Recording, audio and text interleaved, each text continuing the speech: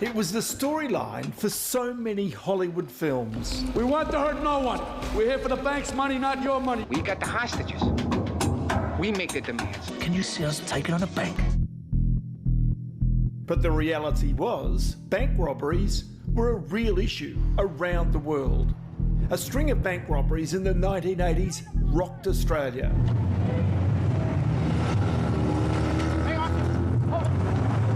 These days, though, like most of us, criminals prefer to work from home. I think there's still a bit of a soft view about cybersecurity and cybercrime because it doesn't involve somebody breaking into your house, it doesn't involve somebody with a gun in a bank.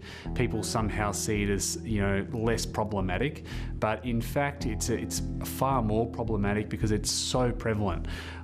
Businesses around Australia, and not just banks, are losing a huge amount of money to cyber criminals every single day, and that is putting a huge handbrake on Australian enterprises because they're outlaying costs to cyber criminals for no gain in productivity or output at all. It's imposing a cost on business for absolutely no return.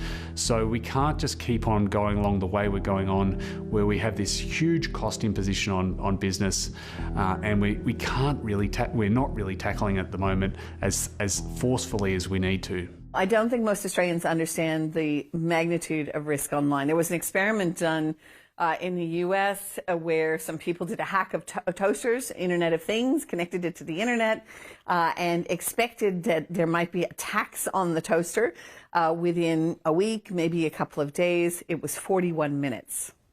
41 minutes before there was an attempted attack on the toaster.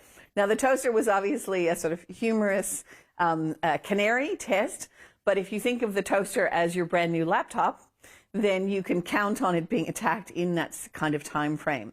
Now, that is just to give you an idea of how significant the kind of attack landscape has become compared to before. And the previous government focused a lot on nation-state actors. Clearly, that is a risk.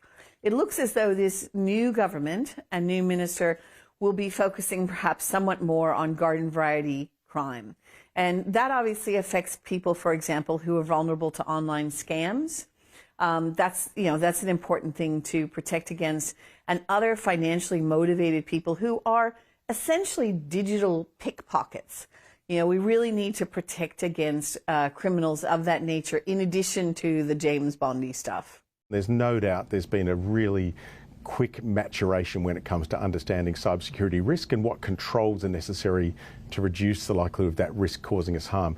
That's also partly driven, of course, by smart legislation around critical infrastructure and the like. And then there's the story of small businesses and families. When I set up the Australian High-Tech Crime Centre in 2002, and I told people I was involved in helping fight cybercrime, people asked the question, why would you do that?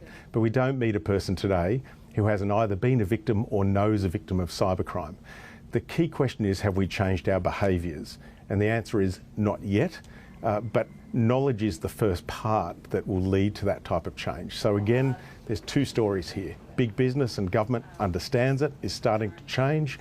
Our households slower, but in time we'll start demanding a lot more around privacy and fit-for-purpose technologies that play such a vital role in our everyday lives.